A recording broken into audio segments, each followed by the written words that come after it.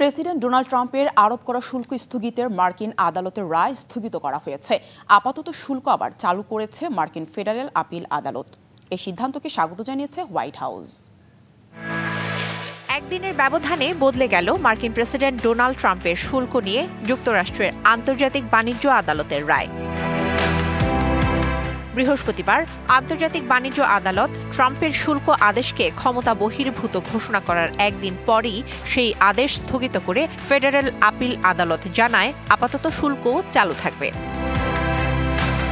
মার্কিন বাণিজ্য আদালতের সিদ্ধান্তকে ভয়ানক বলে সমালোচনা করেছেন ট্রাম্প। শুল্ক স্থগিত হলে জাতীয় নিরাপত্তা হুমকির মুখে পড়বে বলে যুক্তি দাঁড় করায় ট্রাম্প প্রশাসন। আপিল আদালত এই যুক্তির ভিত্তিতে প্রাথমিকভাবে শুল্ক চালু রাখার সিদ্ধান্ত নেয়।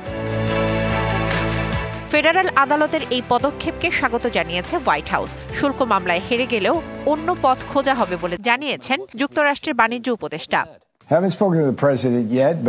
আমরা যদি কোনো শুল্ক মামলায় হেরে যাই তাহলে অন্য পথ খুঁজে বের করব। শাইনি চুলে এখন হবে সব হেয়ারস্টাইল। সিল্কোর দ্বিগুণ শাইনি চুল প্রতিদিন। বিশেষজ্ঞদের মতে বাণিজ্য আদালতের এই সিদ্ধান্ত ট্রাম্প প্রশাসনের অর্থনৈতিক নীতির জন্য ছিল বড় ধাক্কা। ট্রাম্পের শুল্ক নীতি এরই মধ্যে জনভোগান্তি বাড়িয়েছে, ক্রেডিট রেটিং কমে গেছে ও যুক্তরাষ্ট্রের ভোক্তা আস্থা কমিয়ে দিয়েছে। যদি বাণিজ্য আদালতের সিদ্ধান্ত চূড়ান্তভাবে বহাল থাকে তাহলে আমদানিকারকরা আইইইপিএ ভিত্তিক যেসব শুল্ক এরই মধ্যে দিয়েছে তা ফেরত পাওয়ার সুযোগ তৈরি হতে পারে। গত 2রা এপ্রিল বিশ্বের প্রায় সব দেশ থেকে যুক্তরাষ্ট্রে আমদানি করা পণ্যের ওপর অতিরিক্ত শুল্ক আরোপ করেন ট্রাম্প। এর জেরে বিশ্ববাজারে তৈরি হয় ব্যাপক অস্থিতিশীলতা। শোভন শাহমিন দিশা, ডিবিসি নিউজ ডেস্ক।